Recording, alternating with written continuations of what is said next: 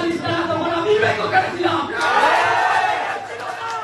এখন সবাই পার্টি এখন শেষ হয়েছে, শুরুতে এসেছে, এখন সবাই এসেছে। গত ইলেকশনের আগে যখন আন্দোলন সংগ্রামের ডাক দেওয়া হয়েছিল, তখন কাউকে নির্বাচন এই রাজপথে পাইনি, তখন আমি তখন আন্দোলন সংগ্রাম করেছিলাম। একবার পুলিশ আমার বাড়িতে গিয়েছিল, আমার মা বোনদেরকে রেখে হুমকি দিয়েছে, ধমকি দিয়েছে।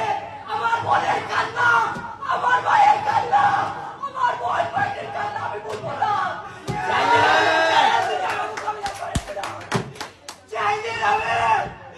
সেদিন আমি আন্দোলন সংগ্রাম করেছিলাম।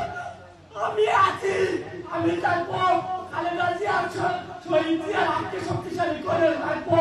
জেলার নেতৃবৃন্দ, আপনারা, আমার কোনো ইচ্ছা নাই যে আমি কমিটিতে নেতা হব।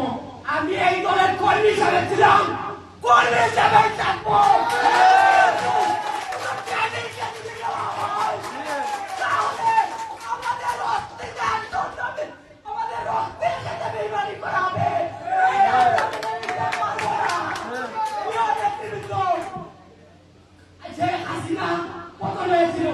আমি যখন এই জাতীয় দাবি করেছিলাম, আমার এখানে কোনো বিএনপি নেতা কর্মী ছিল না।